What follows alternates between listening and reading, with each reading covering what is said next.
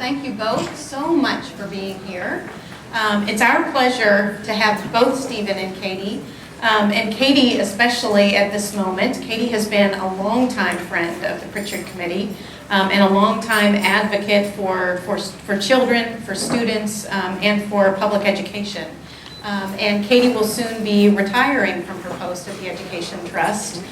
So we feel especially gifted with her presence today. And I know many of our founding and original members know Katie well, and they've been excited to know that she was on her way to Kentucky.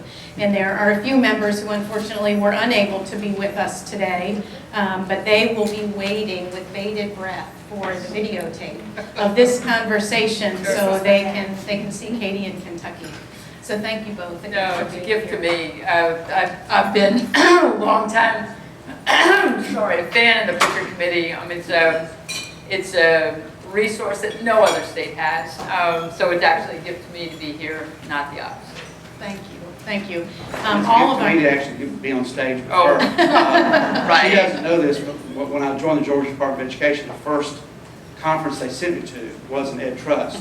And he's never recovered. I've never recovered completely, but it was wonderful. No. So. Great. That's great.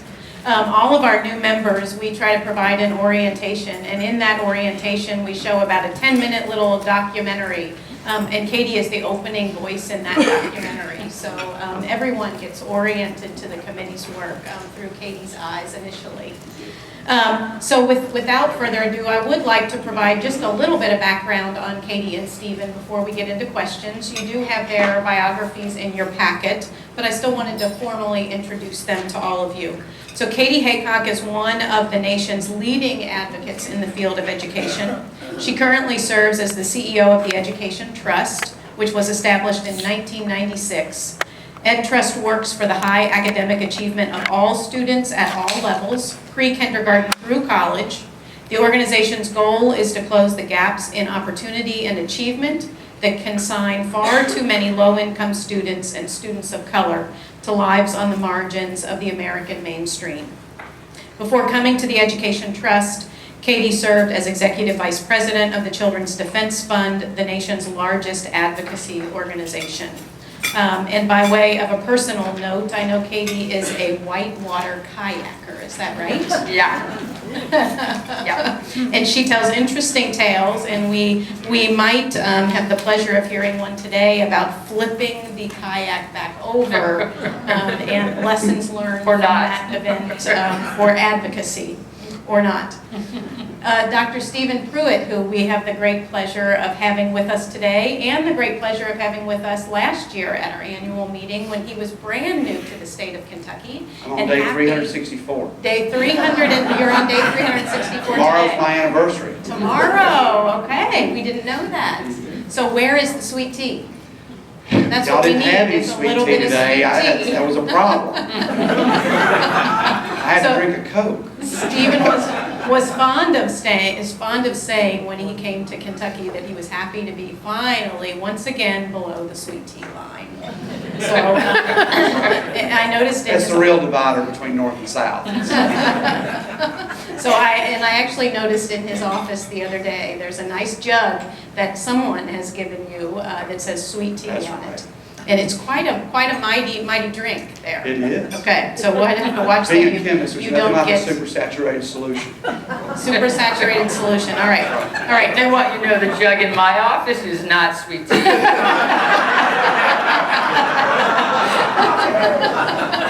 After a few years, I might drink your jug. It'll be less than a few years. That's probably true.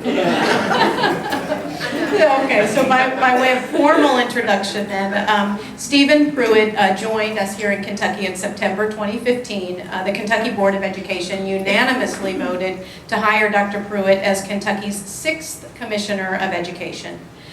Stephen comes to Kentucky with an extensive background in education at the local, state, and national levels. He started his education career as a high school chemistry teacher in Fayetteville and Tyrone, Georgia. He later served as the Science and Mathematics Program Manager and Director of Academic Standards with the Georgia Department of Education. Subsequently, he was named Associate State Superintendent for Assessment and Accountability, and ultimately Chief of Staff for the Georgia Department of Education. Clearly, I couldn't keep a job. Most recently, Stephen served as the Senior Vice President for Achieve Inc., where we also were fortunate to grab our own Corey Curl, a national nonpartisan nonprofit education reform organization based in Washington, D.C. During his tenure with Achieve, he coordinated the development of the next generation science standards. So with that, our conversation today is all about accountability. So a pillar of the committee's work now for over 30 years. And we've watched as our nation has gone through various iterations, and we in Kentucky have gone through various iterations of accountability. And so, Katie, I'd like to ask the first question of you, and that is, we know that last December Congress passed now the third reauthorization of our federal education law, and it's now called the Every Student Succeeds Act. Can you share a bit with us about the significance of the passage of that act and your work to support and help move that piece of legislation forward? Sure. And I mostly favor quick responses, but if you'll bear with me, this actually takes a little bit longer because I think a little bit of history would probably be useful in helping you understand the place we're in. So the Federal Elementary and Secondary Act, the original one, was passed as part of the War on Poverty in the mid-60s.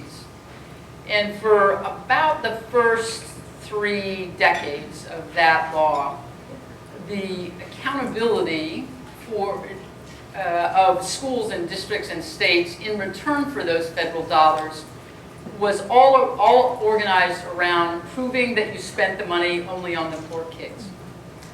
So that was the initial form of accountability. By the mid-90s, it was pretty clear that that was having some perverse effects, because what it did was encourage schools to spend the money on things that they could prove they were spending the money for poor kids. So pull-out programs or projectors that sat in closets because they could only be used to show movies to the poor kids. And so in the mid-1990s, Congress reauthorized the law and made a big change around accountability. It said, essentially, a new deal for the states. We're going to get off your back, or at least get more off your back in terms of proving how you spend the dollars, and ask you instead to show us achievement results for kids. You set the standards. You assess kids at least once per grade span. You define what kind of progress is good enough, but you got to make sure you disaggregate the results for poor kids and kids of color so we can see that progress is being made in return for these dollars. By the end of the 1990s, early 2000s, what happened, the effects of that were pretty clear. States set standards. They define progress pretty much as any old progress will do, thank you very much. And most of them didn't even disaggregate the data. The federal law required it, but they just didn't bother. And when you looked at the national data, state by state, what you found is that gaps between poor kids and non-poor kids and minority kids and white kids were actually growing during that period of time. So at this point, Congress said, this is not working. We've got to make sure we're really moving the achievement of low-income kids and kids of color because they're behind, and we got to close those gaps. So that's when they passed the No Child Left Behind law. And while now that law is reviled, I want to be clear that in its early days, it was widely celebrated. What it did was fundamentally redefine what it meant to be a good school in America. You could no longer be a good school if you just sent a few of your kids off to a fancy college. You couldn't be a good school if just average achievement was good, but the achievement of, say, black kids or Hispanic kids or students with disabilities was horrible. In order to be a good school, you had to be a good school for all groups of kids. Now, in the out years of that law, the kind of perverse effects of the very rigid federal definitions of not just what failure looked like, but what you had to do when a school was identified as needing improvement, that really began to feel. And so opposition to the law and to the test burden and to everything else started growing. Opposition essentially to this one-size-fits-all system. Had Congress done its job and reauthorized the law and fixed these problems, we probably would still be essentially on a more flexible version of that path. But they waited too long, until last year. And essentially by that time, the resistance to this prescribed federal approach was so strong that they essentially kicked the ball back to the states. So this new law, instead of sort of going halfway back, it basically says to states, you set the goals, you set the standards, you define what kind of progress is good enough, but it does have some important guardrails that are intended to make sure that states set bigger stretch goals for their low-income students, for their English learners, and so on, and act to make sure that schools that have consistent underperformance, either overall or for groups of kids, will actually do something about it. So, I mean, the real opportunity here, there's a big opportunity for states to actually show that they care not just about some kids, but about all kids, and design sort of what we would call accountability and improvement systems, because improvement is what it's all about, that actually speed us up instead of slowing us down. So that's the opportunity. So Stephen, as you were coming into the state last fall, Congress was still working on the final passage of ESSA, passed in December. So then you knew that we would need to respond as a state, as the state of Kentucky, to this new legislation. But can you talk a little bit about your thinking as you were coming into Kentucky and your thoughts about whether or not now would be the right time to make the case for some new iteration of Kentucky's accountability system? Sure. So, you know, I had the luxury of watching Kentucky from afar. You know, a lot of people think, and I found this to be true with a lot of Kentuckians, we don't realize the rich history we have, and we don't realize that we've actually done a lot already. So people kind of sometimes look at me funny, but you know, when I was in Georgia, we aspired to be Kentucky. I mean, we wanted to do a lot of the things that Kentucky was doing. And then I got a chance to watch it from a national level. And the unbridled learning system was one that was pretty well touted across the country. There was a lot of good things about it. But I think, like a lot of things, and I think Katie sort of already hit on this, you know, with accountability, and probably, I guess, with any education initiative, there comes that point where you start to get some diminishing returns. And for me personally, there's more to an achievement gap than just simply what the test score says. I had said this during my interviews with the board. You know, if you really want to talk about achievement gap, you need to talk about the root of why that gap exists, which is, in my opinion, an opportunity gap. So as I got here and started learning about this very complicated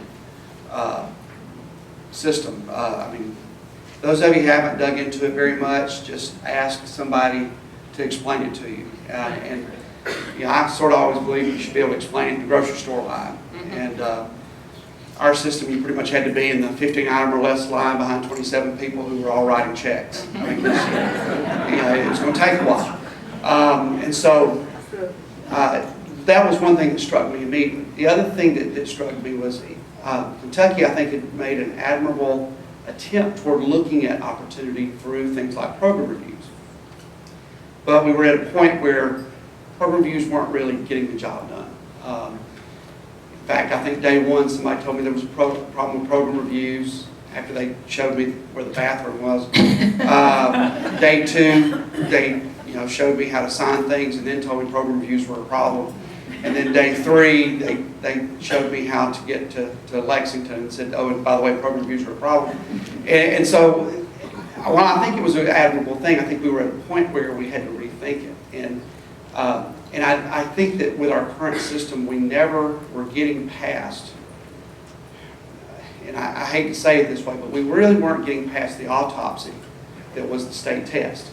To get into the root cause of that and looking at problems with preschool, kids not coming in ready in kindergarten. The fact that we have students that were, our students of color weren't having opportunities to take advanced coursework. And when I say advanced coursework, I mean everything from AP and IB to actually the second and third courses in a CTE pathway. Our gifted, talented students, we weren't really paying attention to them at all, and there's an opportunity gap with them as well. So to me, there was a lot that needed to be done or rethought. So we would have probably been moving forward with something different at this point. What ESSA allows us is a lot more flexibility on how we think about it and how to do it.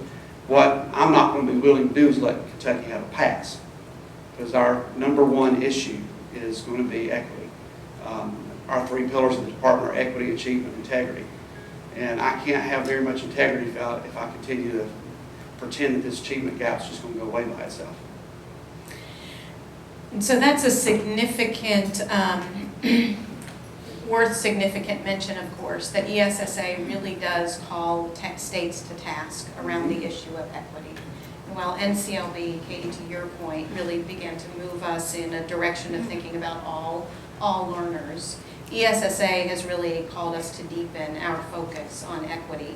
Katie, can you talk a little bit about the work that was happening at the national level to move us in the direction to engage stakeholders at the local level and think about all different groups of students? Yeah, so at the national level, as Congress was doing its work, there was a lot of participation both from education groups, but also from civil rights organizations, from disabilities organizations, from business, who were worried that that too much of the focus that NCLB had on moving the needle, especially for low-income kids and kids of color, would disappear. So we worked quite hard as a collective, again, business, disabilities, civil rights organizations, all working together to make sure there were some guardrails in the law. So yes, states can include more indicators than just test scores, and that's a good thing. But there still has to be a majority of the focus, a substantial majority of the focus needs to be on academic preparation for college and careers. So that's clear. Secondly, states have to set goals. They have to set bigger goals for low-income kids and kids of color because those kids are behind. So that law requires that. And it also requires sort of broad-based participation in the work that states are doing as they try to figure out how to bring their systems into line with both what their states need and what this law allows. So, and we've been in meetings together at the national level where states are beginning to grapple with how they really deepen engagement and think about adjusting their system to respond to the requirements of ESSA. Stephen, talk a little bit about your approach in the state, knowing that it's time for the accountability system to be updated and we have this need to respond to ESSA. Well, the way I've thought about it is, you're going to have pain in any situation, but you get to decide when you want it. And so you can either do a top-down system and tell everybody this is what you're going to do and have the pain of everybody trying to revolt, or you can try to have the pain up front of having to marshal a Cecil B. DeMille cast of thousands while you're developing your system. And I chose to go that way. I joke about that a lot, but I do believe that it's been my experience through the years, there are just some things you can't make people do. It's a lot better to have them come along with you. And I think building an accountability system, especially in a time when there's been so much politicization around testing and standards and everything, that you really have to build something from the ground up. So for us, we decided we were going to try to get as many people involved as possible. So we've got a 44-member steering committee. Trust me when I say it would be a lot easier if there were fewer. But there are 44, and many of you are actually sitting in the audience today. We have 5 committees that have around 30 people on each of them that are working on pieces of the system. Then we have 3 more committees that are actually between the two that have about 20 to 30 on those. We are doing things like partnering with the CB and PG, who are going to help us get out into the communities for focus groups. We're partnering with the Urban League and the local NAACP chapters to gather feedback there and do focus groups there. We're working with our business and industry to have specific focus groups on that. But to me, that's all critical for people to understand why this is important. I mean, at the end of the day, I don't care that anybody can quote to me what ESSA law says. I do want them to be able to say why it's important that we pay attention to these things. And you can't do that by simply hoping that they figure it out when we put it on the website. As my buddy CB likes to say, hope is not a strategy. So you actually have to design that into your system. So as we're building this, I mean, it's twofold for me. Yes, it's to build the system, and yes, it's to meet some requirements. But the second one, and I think the bigger one, is it's also a case making for people to understand why this is so important. Yeah, and if I could just add, sort of piggyback on that one, and I think that you all on the Pruitt Committee probably know this better than any group of citizens in any other state, but this is not one you can sit out, right? That's right. Accountability system is the major signaling system, right? It's where you set your goals. It's where schools learn whether they're making enough progress or not. And the special role of folks like you in this cannot be understated. All of the pressures on him from... Thanks, Kate. All the pressures on him from educators will be do less, set lower goals. It's just that's a natural inclination.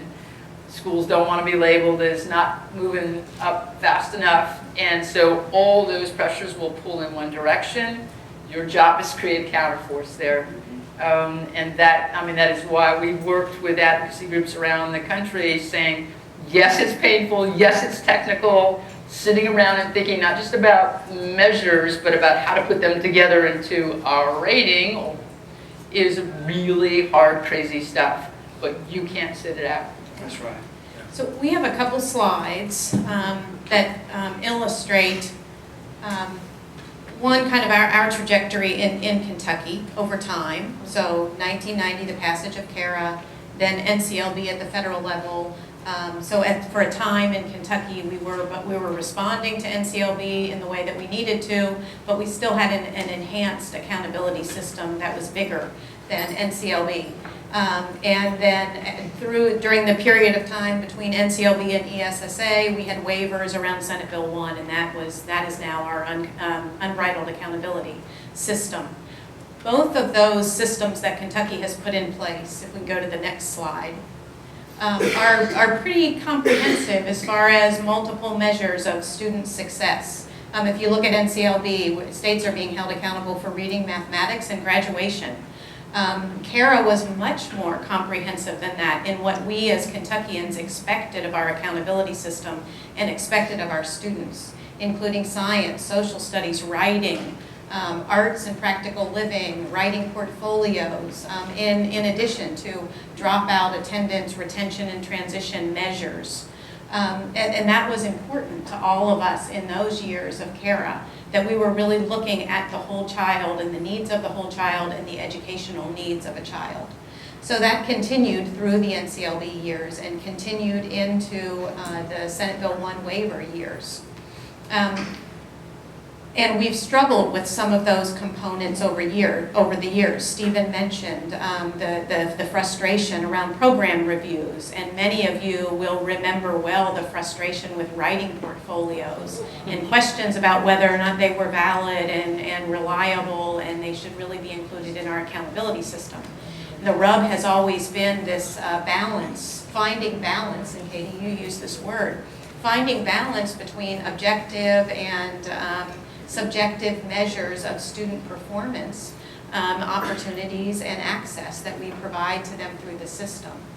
So if you will both, from your perspectives, talk a little bit about the challenge of that balancing act as we think about what traditionally has been rolled into accountability and what we might be thinking of today as going into an actual accountability calculation and the things that we value for all students. Did we go first? Yeah. So I think there's, I've said a lot, this is at the same time the most exciting and the most horrifying time of my career. We have this incredible opportunity, but there's so much riding on it. And I guess the way to start thinking about this is when I think about the system, kind of at a high level, the system needs to drive adults to make good decisions for kids. And frankly, I think that we're at a point with unbridled learning that doesn't happen as much anymore. There's a little bit more about chasing points. There's a little bit more about how we can make a decision that actually plays the game a little bit versus what's going to be right. In fact, I've come to say where, I think the new system, we have to somehow shift our thinking from what I have a right to do what's right. And I think that's a pretty big shift. Because a lot of people will say, well, if it's not tested, it's not taught. If it's not accountability, it's not important.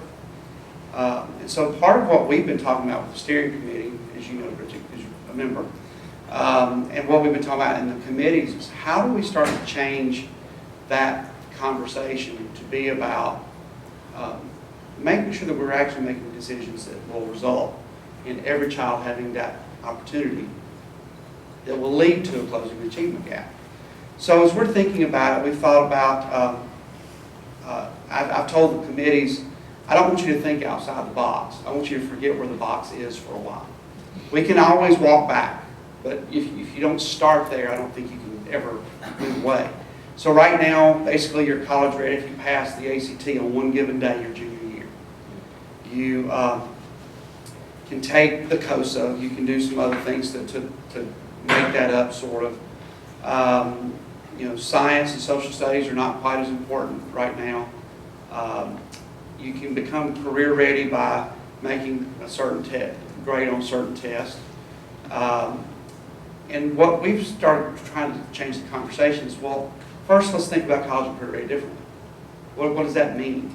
It's not enough just to say, well, it means a kid can go into credit-bearing coursework anymore. So we're having conversations around, well, what if a kid takes and passes 3 AP courses? What if they actually get 3 credentials in a career and technical education pathway? Does that mean they're career ready? Well, probably. And so I think as we're thinking about things differently, we're thinking about it beyond just the test score, although 100% agree with Katie, that you've got to still have those because those are ultimately your measuring stick. But there are other things about it that if people just focus on that test, they're going to start with the game playing a little bit. So the other part of the conversation we're having is how do you be more innovative? So how do we start looking at the fact that if we've got a group of students that are failing Algebra 1 3 and 4 times, they're not getting opportunity. So what are you doing differently for those kids? Looking at competency-based education and saying, well, if a 10-year-old 5th grader can make proficient on the 7th grade math test, we should celebrate that, and not that he was held back in 5th grade and made distinguished because you got more points for it. Looking at opportunities for kids around advanced coursework. Focusing on low-income and minority students to actually make a prominent piece of the puzzle, closing the achievement gap, not just that we talk about it after test scores come out.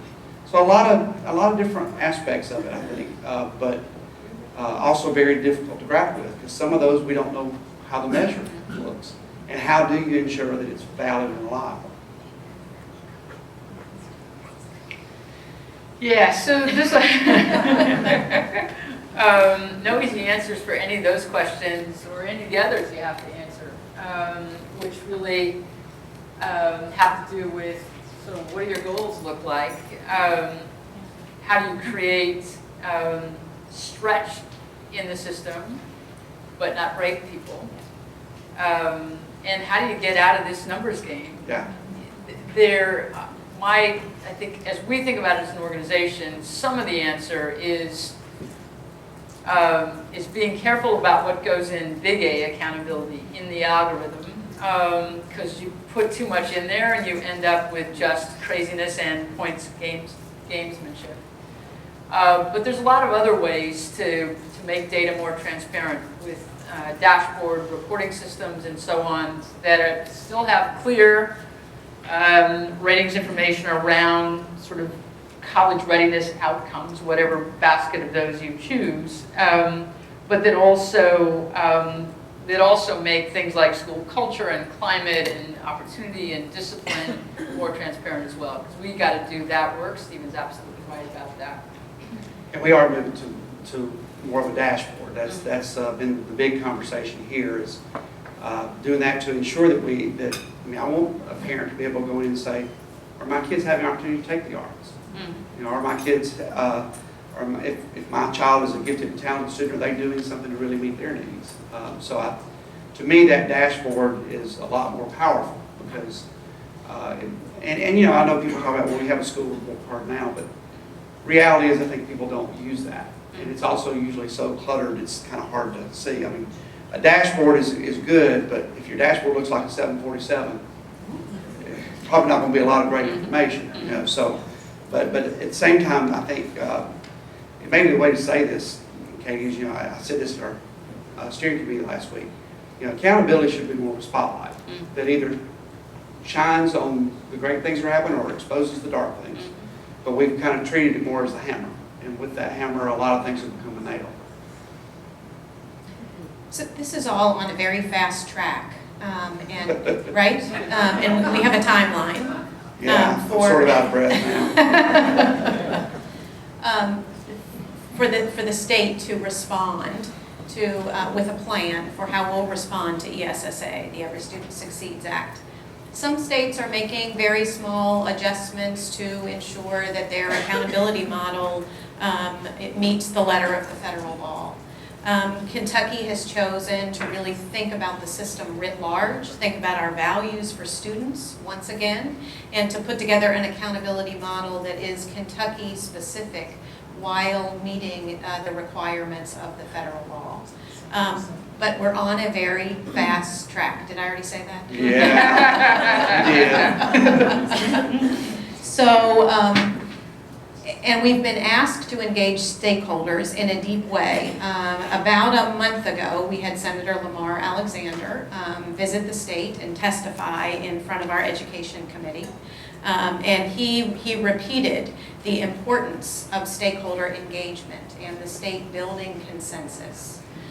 He repeated the importance of bipartisan conversations and bipartisan work on this effort.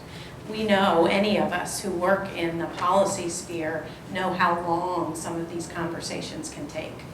So, Stephen, I think we're really fortunate that in your within your first 6 months on the job, you set out around the state with town hall meetings, and you engaged stakeholders at that time.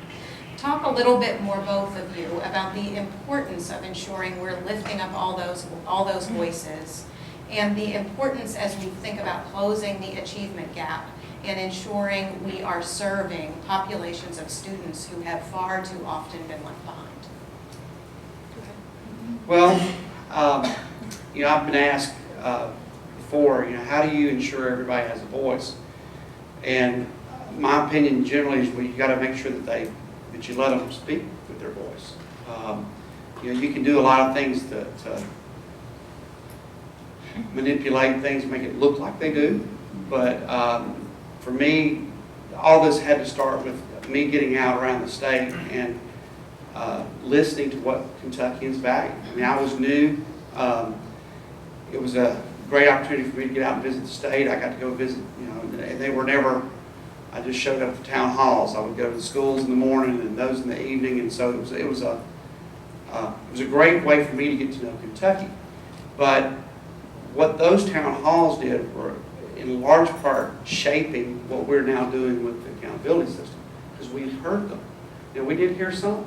I'm unfortunate to say, we need to back off a little bit because, and it killed me every time I would hear people say, well, our kids can't quite fill in the blank. And I don't believe there's any kid that can't quite.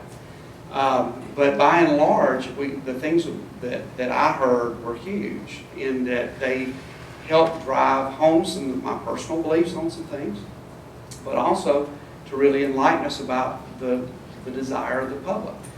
At every town hall, we had, between 200 and 300 people, which was a lot of people to come to a town hall meeting. And you always worry about that. You go out and you're not going to have 80 people there, but there were 200 to 300. They would come, they were not shy. The art community was very organized, and it reemphasized a lot of really important things. So much so that it's going to be an annual event for me.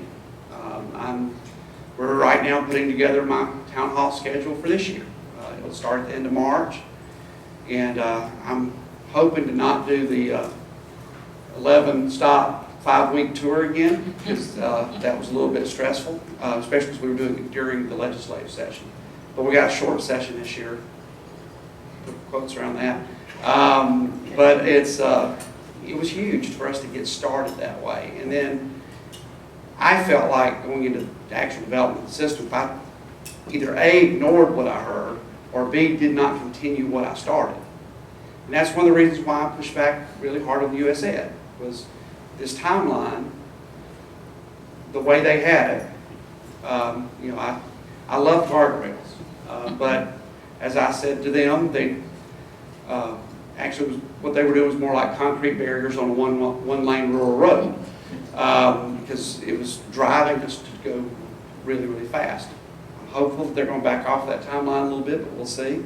But because of that, I didn't feel like even with all the stress and pressure of getting it done quickly, I felt like I would be remiss as commissioner to not make sure that all of our shareholders had an opportunity to be a part of it. And clearly, Stephen, as you're talking about town hall meetings in 2017, then you see a value in continued stakeholder engagement, even as we move into implementation of the new system. Yeah, actually, I'm of the belief that no great education initiative ever died in the vision phase.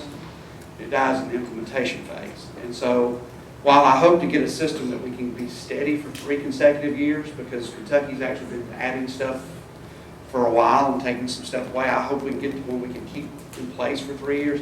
But at the same time, I want to be accessible enough and listen to the field enough so that if we see where there are major issues, we can make adjustments. We got some stuff in the current system that, quite frankly, they were great ideas, but the way the math works, it doesn't necessarily give a real indication of the work that's going on. And it probably needed to have been evaluated a little bit differently. So steady progress, continuous improvement. Yes. Katie, what are you seeing nationally? How are states responding to gain stakeholder engagement? It's kind of interesting because states are feeling pretty good about stakeholder engagement. Stakeholders we talk to are not feeling quite as good about it. And I think it depends on who you talk to. So there's essentially 3 moments in the design of an accountability system where you want stakeholder engagement. First, we talked about more today, and that's kind of on the front end. You want to hear what's on people's mind, what parents care about in particular, and how educators are experiencing the current system. Then you got a design phase, and who's in that room is really critical, and it's really easy to limit that too much because it's technical. So when we look at most of the states, the committees that are doing that work, they're largely educators. Almost no, there's maybe one person from an urban league, but if you ask the question, are people in the room who represent the sort of full range of kids in a state? Answer, not even close. Then there's the third stage, which is you got some tentative ideas and you want to get some response to them. And every single one of these stages, critically important, that especially the groups of kids that have been behind that are the, victims of these opportunity gaps, if you will, those parents need to be in the room. The groups that work with those parents need to be in the room to make sure that continues to be a strong focus. Y'all have set a strong goal around closing the achievement gap here in Kentucky. That's not going to happen unless those voices are in the room and become partners with you in this work. So with that, I think we want to open it up for questions and answers, or questions from our Pritchard Committee members and guests. So Pam? Well, you talked about the 707, well, what's the name? Yeah, excuse me. What I want to know is when you finish this, will people like me be able to understand it? Will parents be able to understand it? Or will it just be some enormous thing that's very complicated that will, people will not relate to? Well, my goal is that everybody understands it. When you're standing in line at the grocery store, you can have it explained or you can explain it. In simple terms, now, I mean, it's probably one of the most complicated things in all of education. Right, I mean, I see the problem. Yeah, I mean, I've sort of started joking lately, it's education is not rocket science, because rocket science is actually easier. I think that my goal is that it is that way. In fact, I've made a couple of friends in my travels that actually focus on simple speak. And as we're progressing down the road, I'm actually going to bring them in and say, so here's what I think I would want to say about this. What would you tell me back? One of them in particular that I met recently, like in the last 4 months, I was on a panel with him. He'll tell me in no uncertain terms when it's not understandable by the public, and I actually trust him. I think that because actually his job is to take education issues in Illinois and make them normal speak. Well, Katie was saying we can't sit this one out, and we won't sit it out, but if we don't know what to say, we won't be able to contribute. That's right. And the thing that we, and Bridget can talk to this too, I think sometimes on our steering committee, they have actually felt frustrated at times because we've spent so much time talking about the values of the system. And some of them wanted to jump right into the math, right into the calculations. It's like, well, but the calculations are irrelevant if they don't lead us to a value. And so for us, it's been more about focusing on what do we want the system to be able to do. And then let's figure out the math or the measure or whatever that can get us there. But my goal is that at the end of this whole thing, that every Kentuckian who chose to be a part or who are in the system either by their child's in school or because they're an educator themselves, that they can understand it and be able to explain to others. And there are some important questions, though, that you can ask of the system as a whole when it's kind of through its initial design phase, and especially given your strong interest around closing these long-standing gaps, and that is, can a school get a good mark, even if it's not moving the needle for some group of kids? And if the answer to that is yes, that's not a good system. It's not going to get you where you need to go. Amen.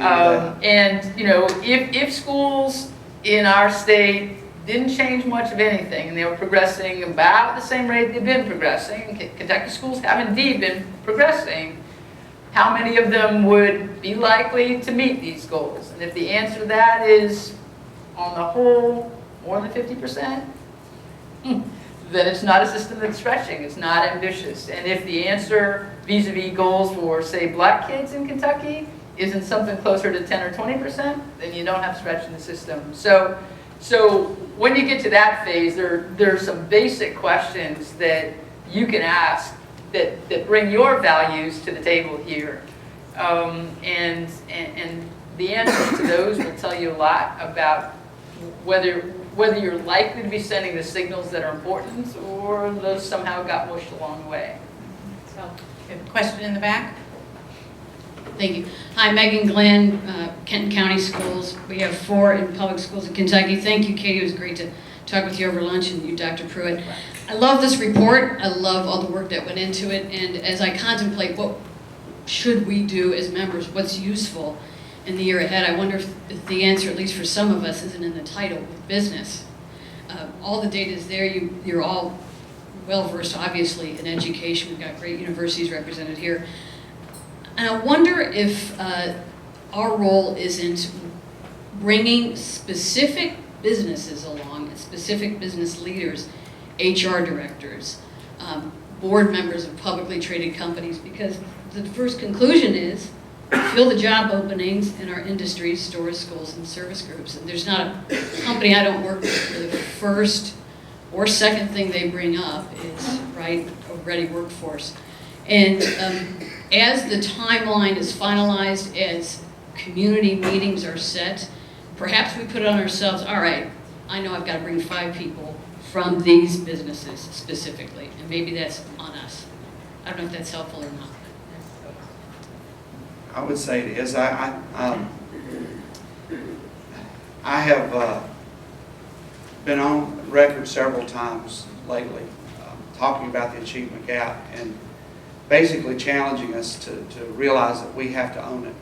You know, the days of sitting around and wringing our hands and saying, oh, it's bad, we've got an achievement gap, we really need to do something about that, it's got to end. It's time for some action. And I think that that's got to be, you know, I was the first to raise my hand and say, I own it as commissioner. But the reality is, if I own it by myself, we're not really going to get very far. And so, as we are going through this, as sometimes as difficult, frustrating, and painful as it is, the more of us that do take that type of attitude and say, we're going to bring more people to the table. We're going to have a voice. We're going to push on various things. And one of the great things I think about Kentucky that brought me here was we can have those conversations and leave politics outside the door. And so being able to have a dialogue, because I mean, so much of education can be fixed by simply talking to somebody. And so having the right voices at the table, a lot of voices at the table, I think this is doable, but it's going to have to be, we all take ownership of the issue, and we as owners of it, make sure that we are helping others see that they need to own it as well.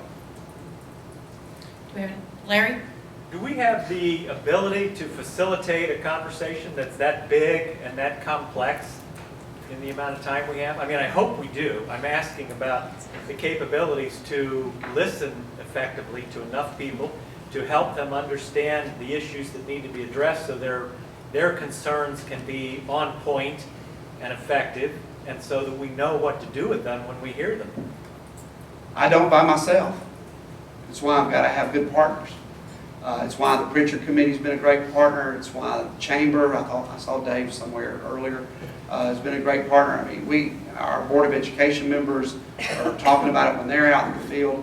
We're going to post all kinds of resources on the web that if you want to have your own meetings, you can have them. If you want us to help you have them, we can help you have them.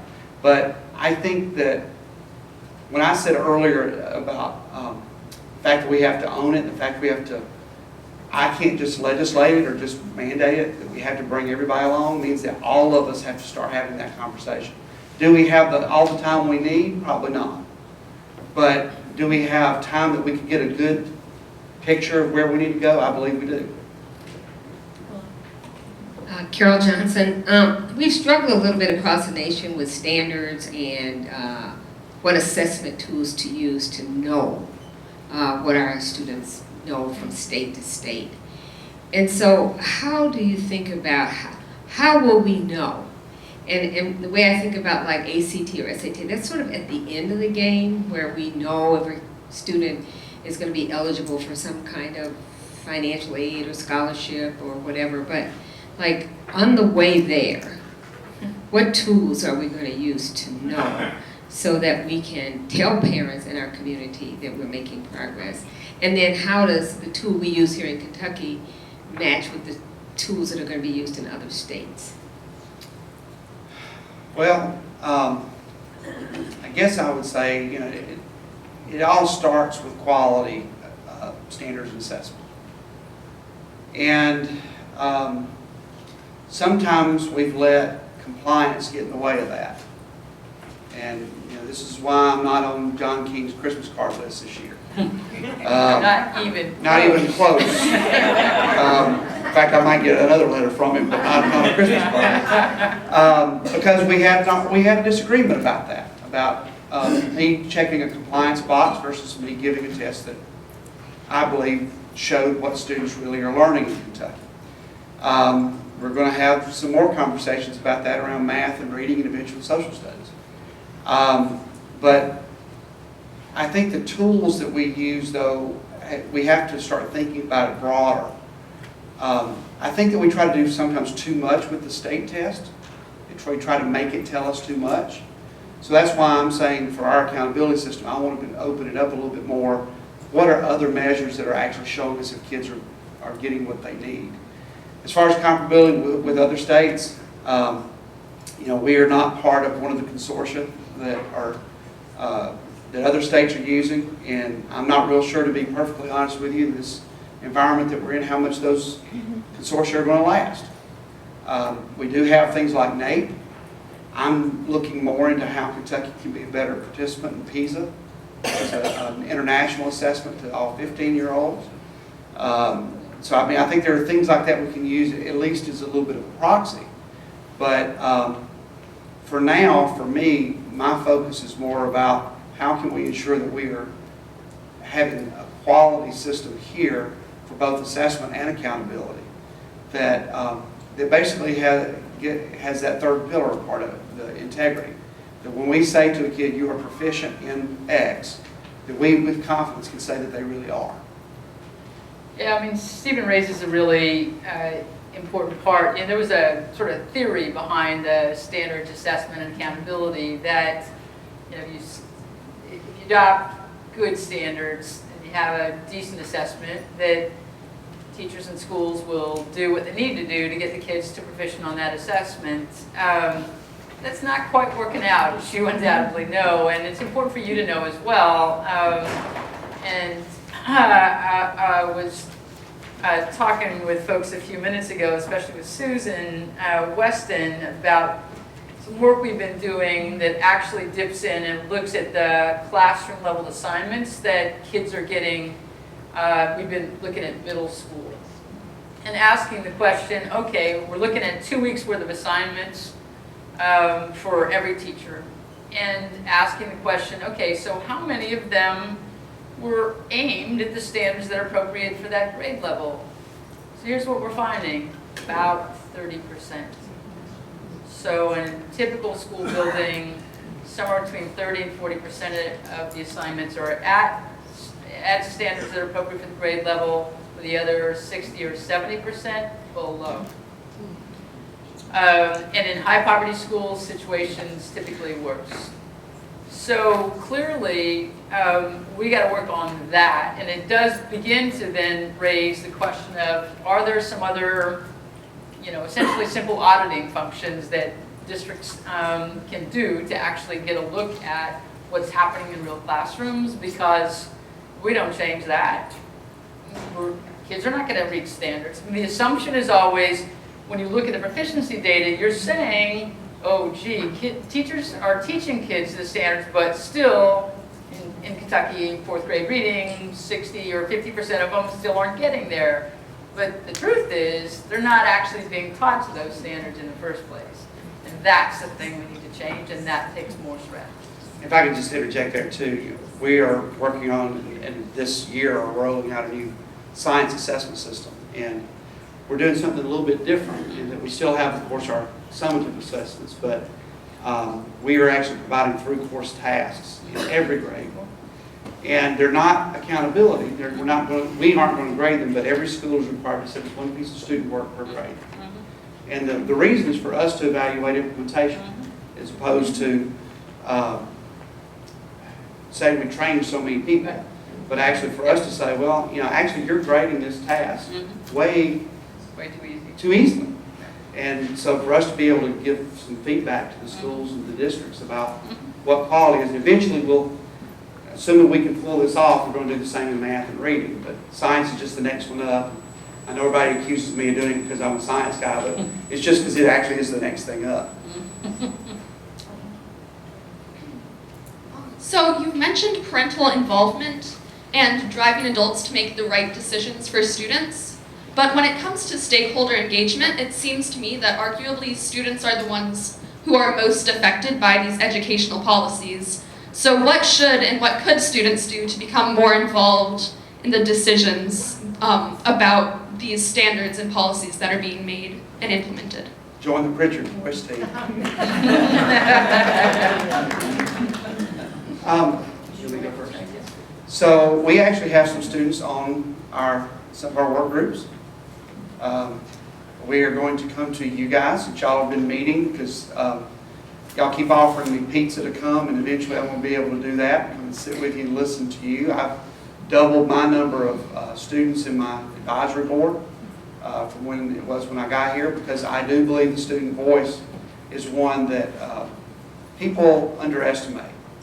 When you get into accountability, people love to get into the psychometrics of it and all the math and all that, but at the end of the day, you've got to know why things are the way they are. And I'll tell you that one of the things that really sold me on the fact that there are some problems in unbridled learning were two students. There were two students that I met with when I was out in the schools, and the way current unbridled learning works, if you graduate college and career, you get an extra half-point bonus. And I'm meeting with, and this happened in two different places in the state, two different geographical places. And I had two young ladies, and one of them said, and both of them similar stories. So they said, you know, I am actually not being allowed to take advanced sciences and maths. I want to be a doctor. I want to be in healthcare. I'm being required to take culinary arts for a pathway to get my career readiness certificate.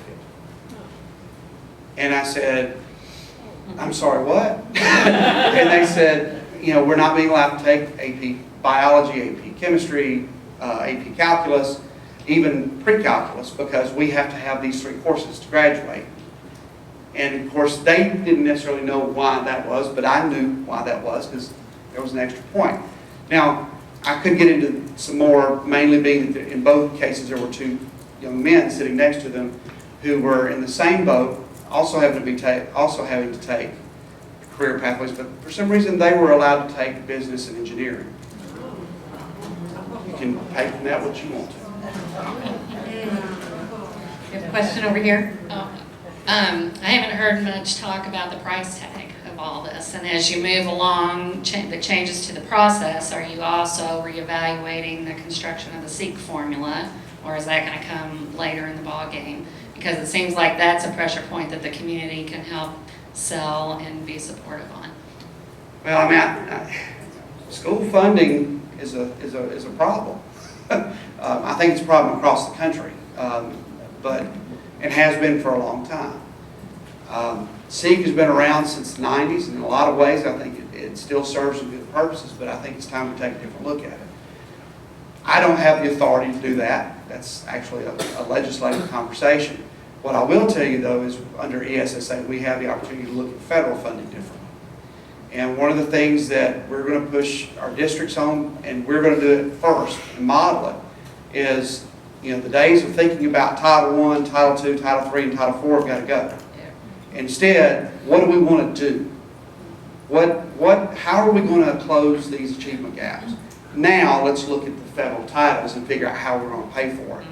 Instead of saying, well, I'm going to have my Title I teacher here, and I'm going to, do a little bit of PD over here with Title II. Instead of going, let's look at this big picture. And we've got to model that at the Department of Ed, and we've got to stop thinking that way. But we also need to be able to give guidance to our districts and say, here's how you might do this. And that's something I think that historically KDE has been a little bit reticent to do, because we are, and I think you'll second this, every state loves to claim that they're local control. Kentucky is in a lot of ways. But that doesn't absolve me as commissioner or us as KDE from still trying to provide quality guidance and working with our districts to try to make better decisions. Yeah, I just want to echo that a little bit. Those federal dollars are the most flexible dollars you have. Yeah. And they ought to be the first place we go for improvement strategies. And when schools are looking at themselves against your new accountability system, that's where they start. But the other thing that's probably useful to do is you've got a more flexible pot of money this time for school improvements. 7% set aside. Unlike the old model, there's going to be less federal requirements and hopefully none actually on it. I think we'll probably be together on that side. Yeah. But it's We're together on most things, Katie. Yeah, that's right.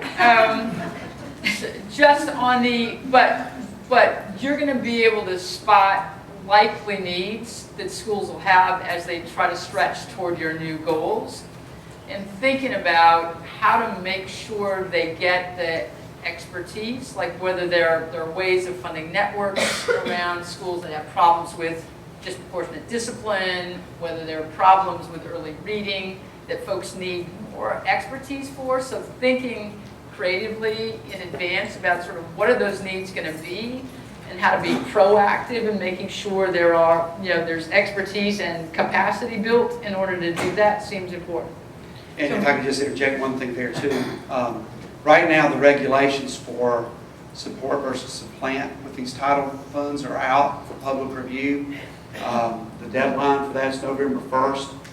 Hopefully this week we'll be releasing basically what we're going to be saying. I would encourage all of you to, if nothing else, just go read our position. I imagine y'all are going to have a position on that?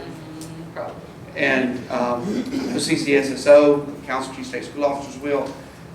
What I've charged my staff to do is actually to go look at the regs against what we do in Kentucky so we can give some very specific Kentucky examples. So I would encourage any of you who are interested in that to just pay some good attention to that, because if there are too many, again, guardrails are good, we just got to be careful about concrete barriers. So we're going to take 2 more questions, and then I'll have a wrap-up question for us. So, Susan? I've been coming to Pritchard Committee meetings for 25 years. And I have a question, Dr. Pruitt, for 25 years from now, which is, when we convene, what is your intention for where we will be on proficiency for children of color and low-income children? Not your aspiration, but what do you intend for us to make happen? I intend for us to close the achievement gap. I intend for us to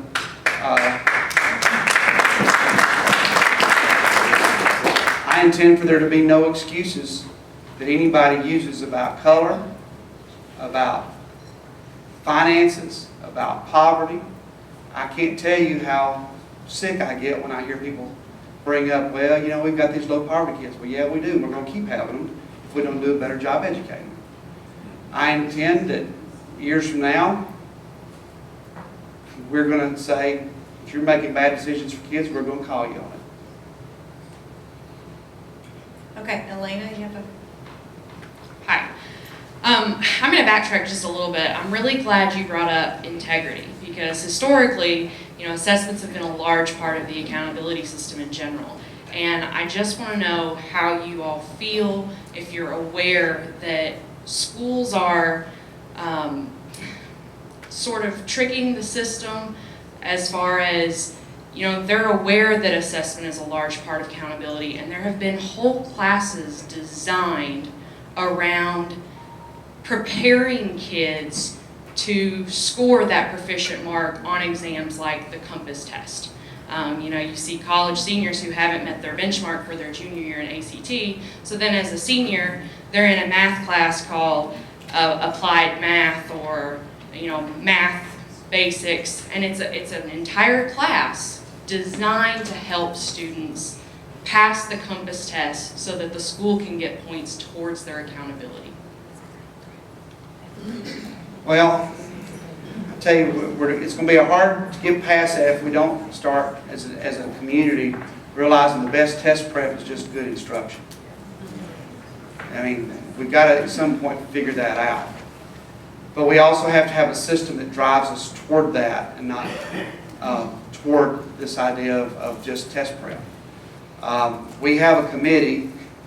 I don't know if I haven't heard any other state that's doing this. I don't, but we have a committee called the Consequential Review Committee. And they're